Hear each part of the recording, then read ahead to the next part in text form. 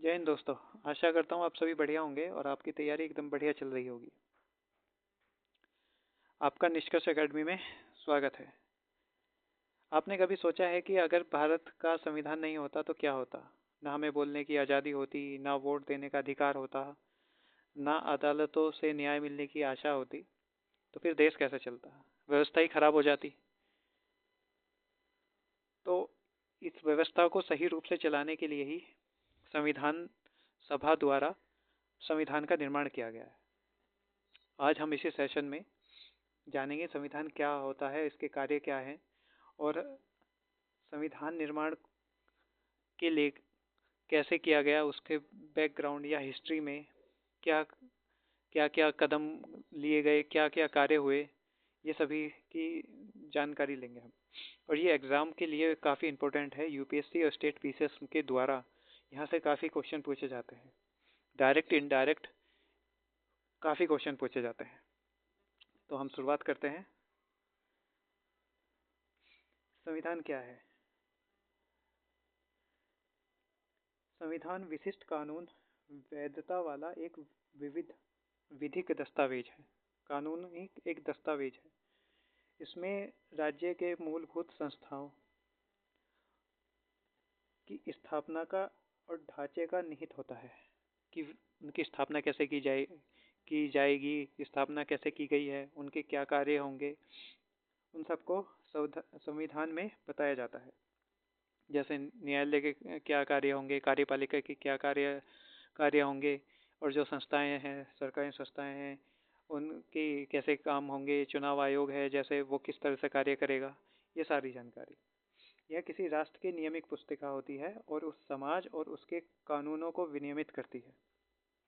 यानी कि उन नियंत्रण करती है किस तरह चलेगा, सारा सिस्टम किस तरह काम करेगा, ये सारी चीज़ें। जैसे मूल अधिकार। भारत एक लोकतांत्रिक राष्ट्र है, अतः संविधान नागरिकों के अधिकारों की गारंटी देता है। ठीक है, ये जो हमें प्रेस की आज़ादी, बोलने की स्वतंत्रता, कहीं भी आने जाने की स्वतंत्रता, ये सब हमें संविधान द्वारा दी गई है। ठीक है, और यही संविधान के कार्य होते हैं। जैसे विचारों की अभिव्यक्ति राष्ट्र के दर्शन और आधार को दर्शाता है। ठीक है, मूलभूत कानून की अभिव्यक्ति, इसे संविधान संशोधन द्वारा ही परिवर्तित किया जा सकता है। यानी कि संविधान का जो मूलभूत ढांचा है वो परिवर्तन नहीं हो सकता, और जो भी उसमें उसके मूलभूत ढांचा के अकॉर्डिंग ही अगर जो बिना परिवर्तन करे उसमें कोई भी परिवर्तन करना है तो संविधान संशोधन द्वारा ही होगा। संगठनात्मक ढांचा, विधायिका, कार्यपालिका, न्यायपालिका के कार्य और उनकी शक्ति को परिभाषित किया गया है, और उनके कार्य किस तरह कार्य किए जाएंगे, उनके क्षेत्र को, उनकी शक्तियों को, ये सब बताया गया है। सरकार के स्तर और संघीय या एकात्मक स्वरूप को दर्शाया गया है। संविधानवाद एवं विधि का शासन। संविधानवाद क्या है? वह व्यवस्था जो सरकार या शासकों को लिखित या अलिखित संविधान के माध्यम से क्षेत्र अधिकार की सीमा के भीतर रहकर कार्य करने के लिए बाध्य करता है, उसे संविधानवाद या विधि का शासन कहते हैं। सीमित सरकार। संवैधानिक रूप से तो सीमित सरकार मतलब सरकार एक पूर्ण रूप से सरकार का ये नहीं है कि उसके अपार शक्तियाँ दी गई हैं। सरकार को संविधान के अकॉर्डिंग, जो संविधान में सरकार को कार्य करने के लिए जो क्षेत्र व शक्तियाँ और जो नियम दिए गए हैं उसके अंदर ही रहकर ही सरकार को कार्य करना होता है, उसे ही सीमित सरकार कहते हैं। इसमें डाइसी के विधि के शासन के सिद्धांत हैं जो 3 दिए गए हैं। जैसे स्वेच्छाचारी शक्ति की अनुपस्थिति, विधि की पूर्ण सर्वोच्चता, किसी भी व्यक्ति को केवल कानून के उल्लंघन पर ही दंड किया जा सकता है। यानी कि जो कानून बना हुआ है और कोई व्यक्ति उस कानून का उल्लंघन करता है वो कानून बना हुआ है तो ही उसको दंड दिया जाएगा। यदि वह कोई कानून कोई उल्लंघन करता है और वो कानून नहीं बना हुआ है तो उसे कोई दंड नहीं मिलेगा। जैसे एग्जाम्पल से हम समझते हैं, जैसे चींटी मारने का अभी कोई कानूनी अपराध नहीं है, लेकिन अभी आज तो अगर जो कोई व्यक्ति आज कोई चींटी मारता है तो उसे कानूनी रूप से कोई दंड नहीं मिलेगा, क्योंकि ऐसा कोई कानून अभी है नहीं। लेकिन कल को कानून बन जाता है कि अगर कोई चींटी मारेगा तो उसे 10 साल की सजा होगी, या 10 कोई भी सजा अगर जो हो जाती है, तो अगर जो उसके कानून बनने के बाद वह अपराधी कोई अपराध करता है, किसी व्यक्ति द्वारा अपराध किया जाता है, तो फिर वो कानून उस पर लागू होगा। ठीक है। और विधि के समक्ष समानता, सभी वर्ग सामान्य विधि के लागू होने के अधीन है, कोई विशेष अधिकार नहीं है। यानी कानून सभी के लिए समान होगा, चाहे कोई उच्च पद पे हो चाहे कोई साधारण व्यक्ति हो। और विधि सामान्य विधि का परिणाम है, मतलब जो संविधान है वो सामान्य विधि के का ही परिणाम है। लेकिन भारत में ऐसा नहीं है, क्योंकि भारत में संविधान विधि का मूल अधिकार है, ना कि परिणाम है। केसी व्हीलर के अनुसार शक्तियों का विभाजन, यानी शक्तियों का केंद्रीकरण ना होना, यानी किसी एक ही व्यक्ति या एक ही संस्था पर सभी शक्ति केंद्र ना होना।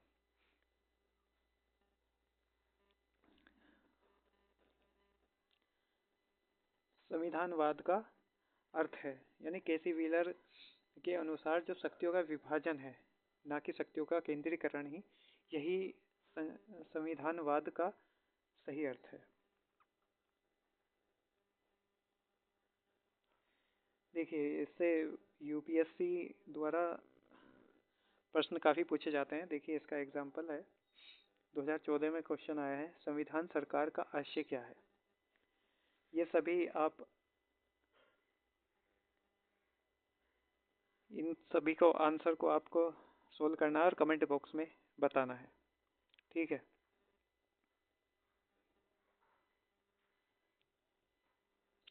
ऐतिहासिक आधार,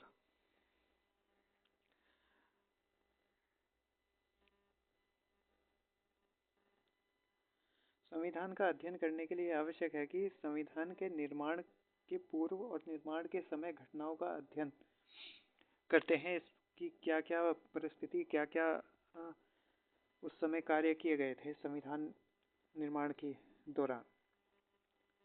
1946 में एक संविधान सभा का गठन किया गया था, और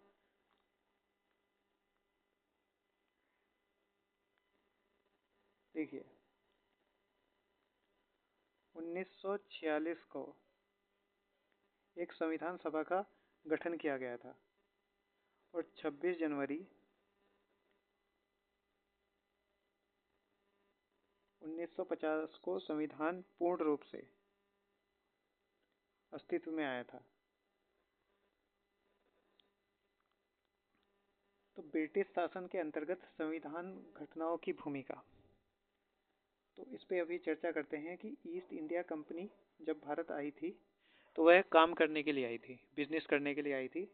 लेकिन वह कंपनी कब संवैध कब वह भारत पर शासन करने लगी, और उसके द्वारा फिर ब्रिटिश शासन के द्वारा भारत पर राज किया गया, तो उसकी के दौरान जो जो घटनाएं हुई संविधान निर्माण के लिए, उस पर चर्चा करेंगे।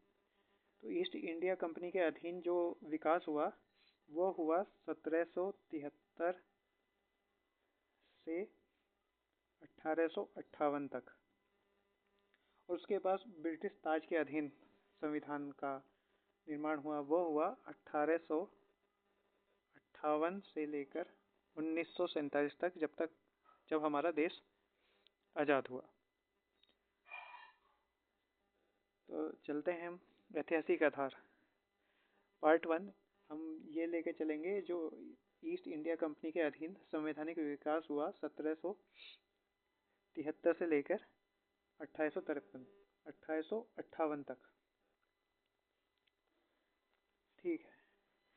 1773 के रेगुलेटिंग एक्ट आया, इसमें भारत में केंद्रीय शासन की प्रशासन की नींव रखी गई। बंगाल के गवर्नर को बंगाल का गवर्नर जनरल बना दिया गया और प्रथम थे वारेन हेस्टिंग।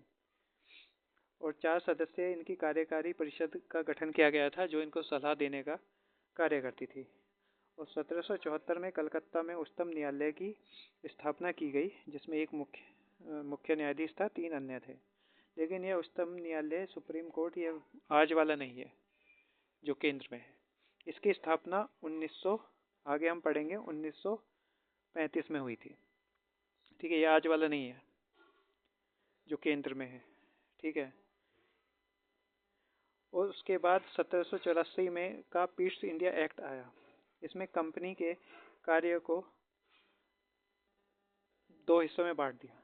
एक तो वह हिस्सा था जो कंपनी के जो डायरेक्टर थे, ठीक है, डायरेक्टर थे मतलब व्यापार करते थे। यानी जब आप इसको ऐसे याद करें, जब हम आज भी किसी कंपनी को स्थापना करते हैं और जो उसका कार्य करता है यानी व्यवसाय जो करता है, व्यापार करता है, उसे डायरेक्टर कहते हैं। तो ऐसे ही ये थे व्यापार करने वाले, इसे कोर्ट ऑफ डायरेक्टर्स कहा गया, इनका गठन किया गया। और दूसरे थे राजनीतिक। राजनीतिक माने जो कंट्रोल कर रहे हैं, सिस्टम को चला रहे हैं, उसे कहा गया बोर्ड ऑफ कंट्रोल। ठीक है, इसे दोहरी नियंत्रण प्रणाली कहा गया। यह शुरू हुई 1784 से। ठीक है, इसका पार्ट 2 है ऐतिहासिक आधार 1813 का चार्टर अधिनियम। इसमें कंपनी का व्यापारिक एकाधिकार समाप्त कर दिया गया और चाय व चीनी के साथ व्यापार रहा। ठीक है, 1813 में। ऐसा क्यों हुआ? ऐसा इसलिए हुआ, कंपनी को ऐसा इसलिए करना पड़ा क्योंकि उस दौरान नेपोलियन द्वारा महाद्वीपीय व्यवस्था के परिणाम स्वरूप ब्रिटेन एवं यूरोप देशों के साथ व्यापार बाधित हो गया। व्यापार में दिक्कत आने लगी। उसका फिर परिणाम क्या हुआ? ब्रिटिश कंपनियों और व्यापारियों को यूरोप से दूर अन्य देशों के साथ व्यापार करने के लिए विवश हुआ। तो उस समय वहाँ के सिस्टम पर काफ़ी दबाव हुआ। तो इसलिए उन्होंने मजबूरी में आके भारत के साथ जो कंपनी का एकाधिकार था उसे समाप्त कर दिया गया, लेकिन चाय और चीनी के साथ व्यापार का रहा। और वहाँ का व्यापार, वहाँ की और जो कंपनियां थी ब्रिटेन की, वो भारत में व्यापार करने के लिए आने लगी। और इसी में शिक्षा के लिए 1 लाख रुपए का प्रावधान किया गया, लेकिन यह लागू नहीं हो पाया। उसके बाद 1833 का चार्टर अधिनियम आया। इसमें केंद्रीकरण का अंतिम स्वरूप दिया गया। इसमें बंगाल के गवर्नर जनरल को भारत का गवर्नर जनरल बना दिया गया। प्रथम थे लॉर्ड विलियम बेंटिंग। ठीक है, ईस्ट इंडिया कंपनी अब विशुद्ध रूप से एक प्रशासनिक निकाय बन गई थी। जो कंपनी थी, जो व्यापार करने आई थी, बिजनेस करने आई थी, अब वो सिस्टम चला रही थी। लॉर्ड मैकाले की अध्यक्षता में प्रथम विधि आयोग का गठन किया गया। उसके बाद 1853 का चार्टर अधिनियम आया और विधायी और प्रशासनिक कार्यों को पृथक किया गया। केंद्रीय विधान परिषद का गठन लघु संसद की तरह कार्य करने लगा और सिविल सेवाओं की भर्ती हेतु खुली जो प्रतियोगिता परीक्षा है आपकी, उसका आरंभ किया गया। इसके लिए मैकाले की समिति का गठन हुआ था। इसके बाद ब्रिटिश ताज के अधीन शासन। ये 1858 से 1947 तक, जब तक देश आज़ाद नहीं होगा, फिर ब्रिटिश ताज के अधीन कार्य होने लगा। यानी कंपनी को अब बोल दिया आप व्यापार ही करो, और जो भारत पे जो शासन करना है वो ब्रिटिश ताज करेगा।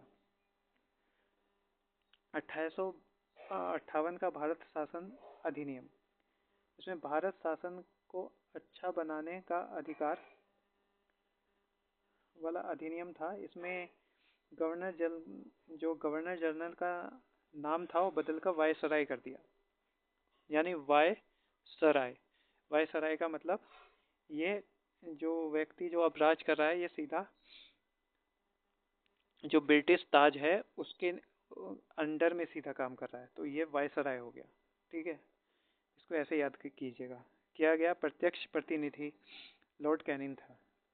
यह पद भारत, और एक नया पद का सृजन किया गया जो भारत का राज्य सचिव सेक्रेटरी का किया गया, जो ब्रिटिश कैबिनेट का एक सदस्य होता था। बोर्ड ऑफ कंट्रोल और बोर्ड ऑफ डायरेक्टर जो सदन की स्थापना की गई थी उसे समाप्त कर दिया गया। और 1861 का भारत परिषद अधिनियम, इसमें कानून निर्माण प्रक्रिया में भारतीय प्रतिनिधियों को शामिल करने की शुरुआत की गई। इसमें अब भारतीयों को शामिल करना शुरू किया गया। विकेंद्रीकरण की शुरुआत हुई। मद्रास और मुंबई की विधि शक्तियों को पुनः प्रदान कर दिया गया। ठीक है। और पोर्टफोलियो प्रणाली को मान्यता लॉर्ड कैनिंग द्वारा दी गई। वायसराय को अध्यादेश जारी करने की शक्ति दे दी गई।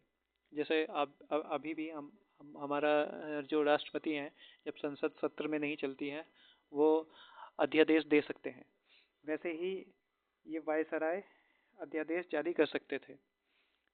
और 1892 का अधिनियम, विधान परिषदों के कार्यों में वृद्धि, बजट पर बहस करने व प्रश्न पूछने की शक्ति दी गई, लेकिन मत विभाजन का अधिकार नहीं दिया गया था। 1909 और 1919 के सुधार रिफॉर्म। 1909 में एक एक्ट मार्ले मिंटो सुधार आया। इसमें सत्येंद्र प्रसाद सिन्हा वायसराय की कार्यकारी परिषद में प्रथम भारतीय सदस्य बने। विधान परिषदों के पूरक प्रश्न पूछने का अधिकार हो गया। पूरक प्रश्न पूछने का मतलब, जैसे मैंने एक प्रश्न पूछा, फिर उस प्रश्न के जवाब में फिर आपने प्रश्न पूछा, तो फिर जवाब, इस तरह को पूरक प्रश्न। ठीक है। और इसमें मार्ले मिंटो सुधार में संप्रदाय प्रतिनिधि की शुरुआत हुई। जैसे मुसलमानों के लिए पृथक निर्वाचन मंडल संप्रदाय की वैधता दे दी गई। मुसलमानों के लिए अलग निर्वाचन मंडल की स्थापना हुई। यहीं से ही इन्होंने फूट डालो राज करो का अनुसरण करना शुरू हुआ। 1919 का मॉन्टेग्यू चेम्सफोर्ड सुधार। उद्देश्य क्रमिक रूप से उत्तरदायी शासन का। केंद्र में द्विसदनीय व्यवस्था और प्रत्यक्ष निर्वाचन। केंद्र में द्विसदनीय व्यवस्था, याद रखिएगा आप, और यह प्रत्यक्ष निर्वाचन। लोक सेवा आयोग का गठन का प्रावधान किया गया। यही लोक सेवा आयोग जो अभी आपकी यूपीएससी की परीक्षा लेगी और आप जिसकी तैयारी कर रहे हैं। द्वैत शासन प्रांतीय स्तर पर हस्तांतरण जो विषय हैं वो मंत्रियों की सलाह पर, और जो आरक्षित विषय वे गवर्नर द्वारा।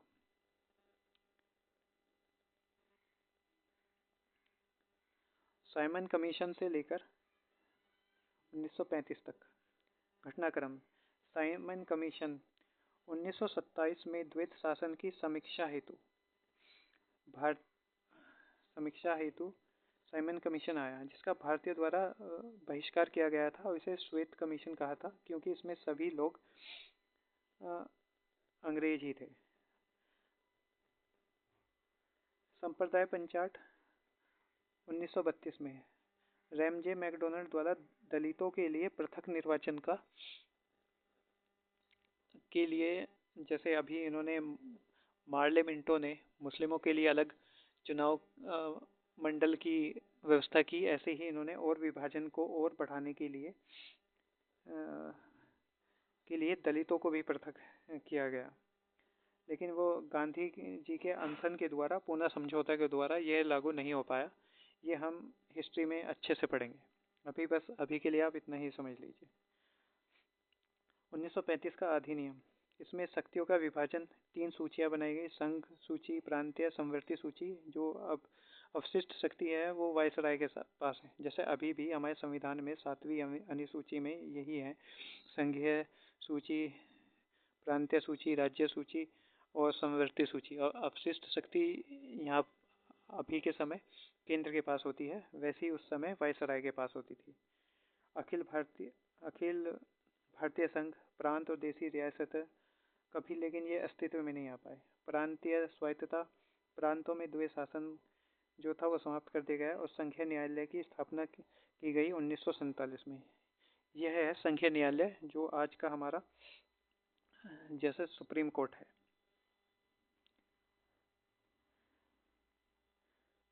स्वतंत्रता की ओर 1940 से 1947 तक का घटनाक्रम पर विचार करेंगे। 1940 में पहली बार संविधान सभा की मांग की सैद्धांतिक मंजूरी दी गई। क्रिप्स मिशन 1942 में डोमिनियन स्टेट, यह 1942 वही है जब द्वितीय विश्व युद्ध चल रहा था। उस समय डोमिनियन स्टेट और निर्वाचन संविधान सभा का प्रस्ताव रखा गया, जिसे अस्वीकार कर दिया गया। कैबिनेट मिशन 1946 में आया। Lord Pethick Lawrence, Stafford Cripps, A V Alexander संविधान सभा के गठन का आधार और पाकिस्तान की इन्होंने पाकिस्तान मुस्लिम लीग पाकिस्तान की मांग कर रही थी, जिसे उन्होंने अस्वीकार कर दिया। माउंटबेटन योजना 3 जून 1947 को माउंटबेटन योजना के तहत भारत का विभाजन हो गया और भारत को आज़ादी मिली। और भारतीय स्वतंत्रता अधिनियम 15 अगस्त 1947 को भारत स्वतंत्र हो गया। वायसराय का पद को समाप्त गवर्नर जनरल का पद हुआ और 2 डोमिनियन जो स्टेट है वे बनाए गए, भारत और पाकिस्तान। देखिए पीवाईक्यू यूपीएससी यहाँ से कितने क्वेश्चन पूछता है, यह टॉपिक कितना इम्पोर्टेंट है। देखिए 1919 के भारत शासन अधिनियम की प्रमुख विशेषताएं क्या है थी। 2012 में भी आया और ये बाद में भी क्वेश्चन यूपीएससी द्वारा घुमा के पूछा गया है। प्रांतों, ऑप्शन 1 है प्रांतों की कार्यकारिणी, सरकार में द्वैध शासन, मुसलमानों के लिए पृथक सांप्रदायिक निर्वाचन मंडल, केंद्र द्वारा और प्रांतों की विधायक शक्ति का हस्तांतरण। आंसर क्या है? प्रांतों की कार्यकारिणी, सरकार में द्वैध शासन, बिल्कुल ठीक है। और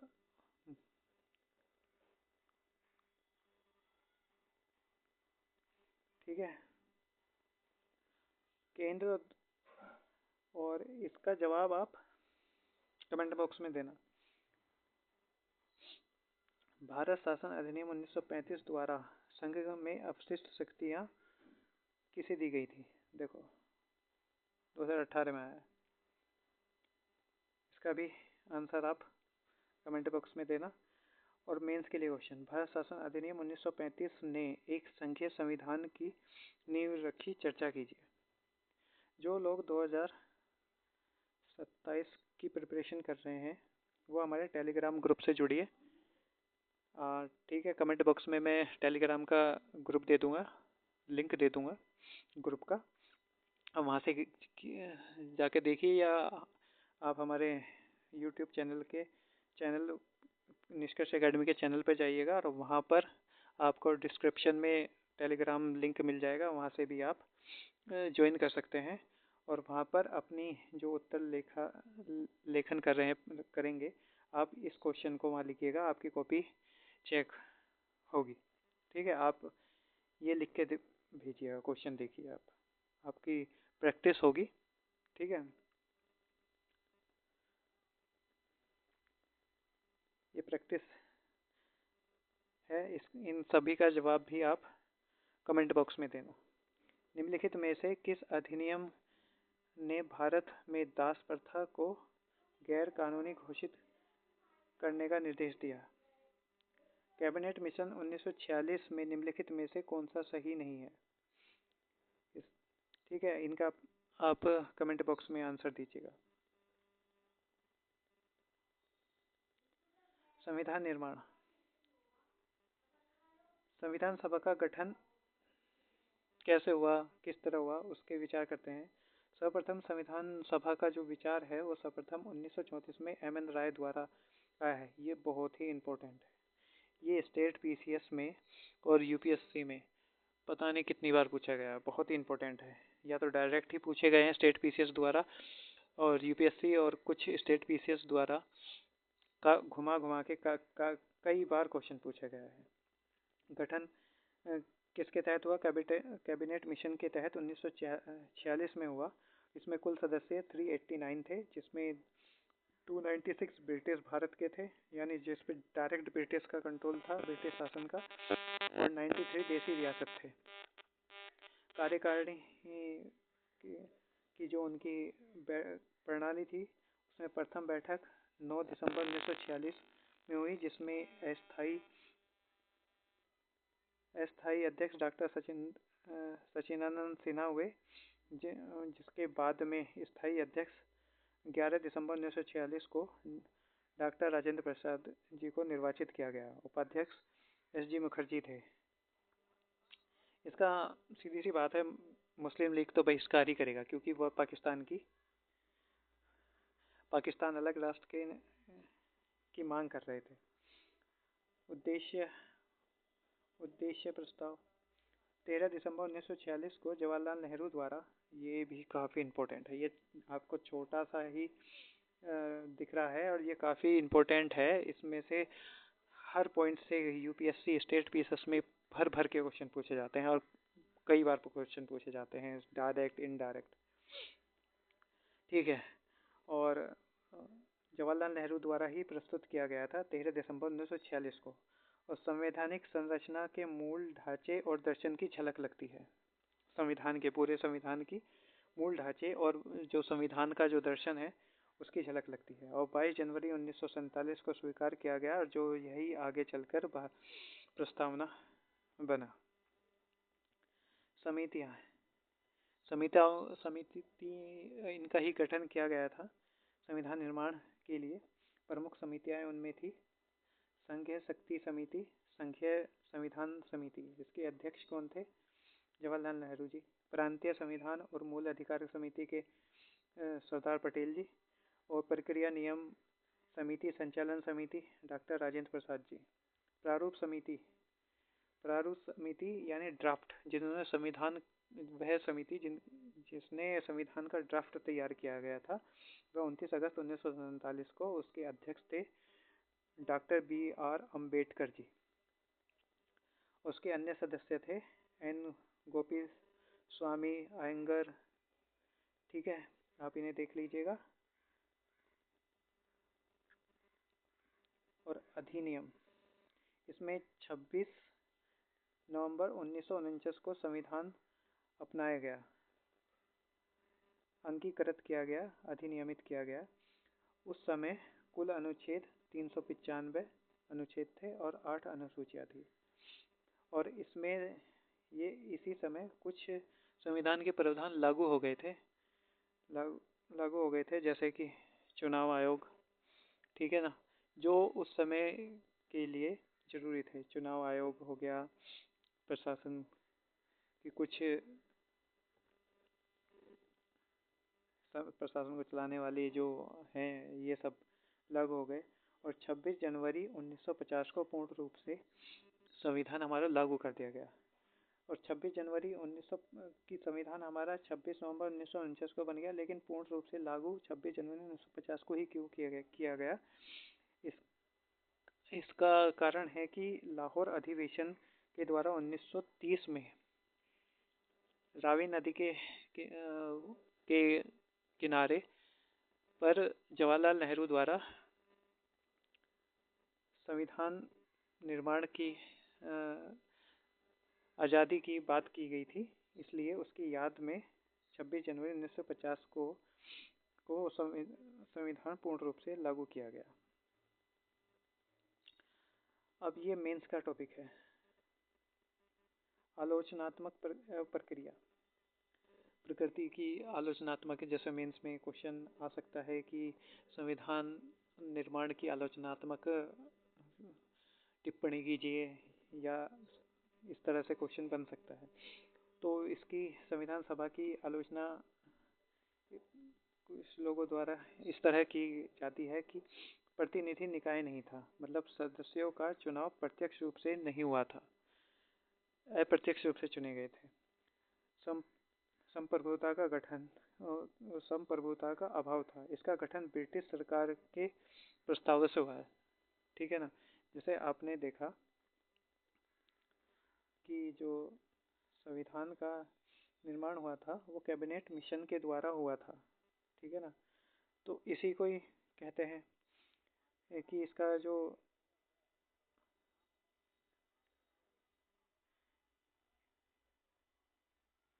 इसका गठन ब्रिटिश सरकार के प्रस्तावों पर हुआ था। वकीलों और राजनीतिकों का स्वर्ग, क्योंकि इसकी जो भाषाएं हैं वो काफ़ी जटिल है, कठिन है, जो एकदम सरल साधारण व्यक्ति के समझने में थोड़ा जटिल प्रतीत होती है। और चर्चिल ने कहा कि ये इसमें हिंदुओं का प्रभुत्व है, चर्चिल द्वारा इस तरह किया गया था। और यह हमारा जो संविधान है वह जीवंत दस्तावेज है। क्यों? क्योंकि वह निरंतर बना रहता है, और उसे निरंतर बनाने के लिए हमारे संविधान को निरंतर जीवित दस्तावेज बनाने के लिए 368 में संविधान संशोधन का प्रावधान किया गया है, जो समय के मांग के अनुसार हम उसमें संशोधन के द्वारा परिवर्तन किए जाते हैं, जिससे वो जीवित दस्तावेज बना रहता है। जैसे एग्जाम्पल 42वां संशोधन किया गया था, जीएसटी संशोधन किया था 101 संविधान संशोधन द्वारा। और न्यायालय संविधान की व्याख्या करता है, और संविधान द्वारा मूलभूत ढांचे का सिद्धांत दिया गया है।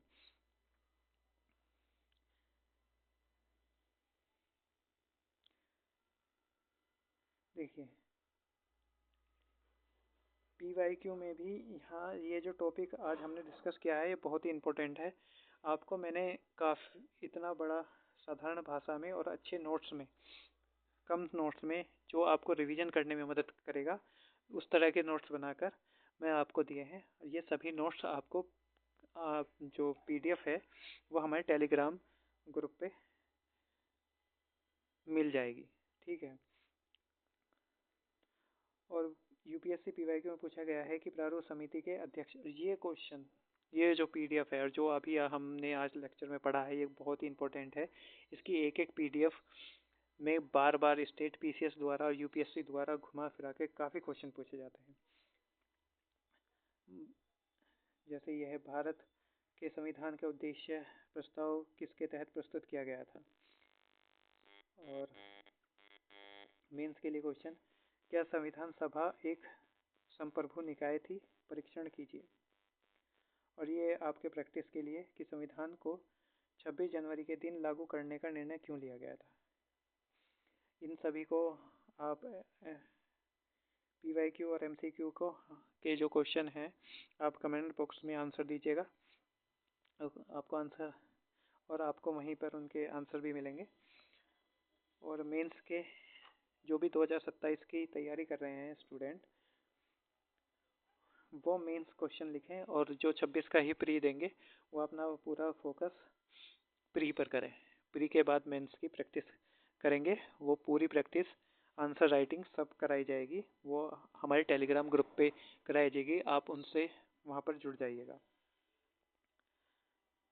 ठीक है। और जो 2027 की तैयारी कर रहे हैं वो अभी से ही एक दो आंसर जो हम लेक्चर में कराएंगे उनके आंसर लिखकर, जैसे भी आपसे लिखे जाए वहाँ पर लिखना, फिर उसमें सुधार वहीं से शुरू होगा। आपको पूरी गाइड करी जाएगी, आंसर कैसे लिखा जाएगा, कैसे शुरुआत करनी है, इंट्रोडक्शन कैसे देना है, बॉडी कैसे लिखनी है, और बुलेट पॉइंट में कैसे क्वेश्चन लिखने हैं, जिससे कि UPSC के द्वारा ज़्यादा मार्क्स, आपका मैक्सिमम मार्क्स ला सके।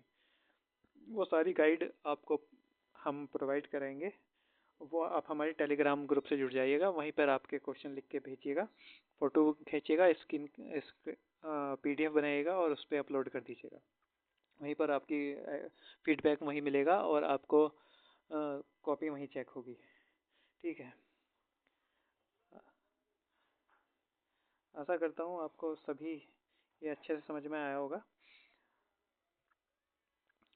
और मैं आपसे बताना चाहूँगा कि जो 2026 की प्रिपरेशन कर रहे हैं, प्री की जो रिवीजन कर रहे हैं, रिवीजन करने में दिक्कत आ रही है और PYQ क्वेश्चन उनके नहीं लगा पा रहे हैं, समय मैनेजमेंट नहीं हो पा रहा है, उन्हीं सभी समस्याओं का समाधान करने के लिए हमने टेलीग्राम ग्रुप पे टॉपिक वाइज हर सब्जेक्ट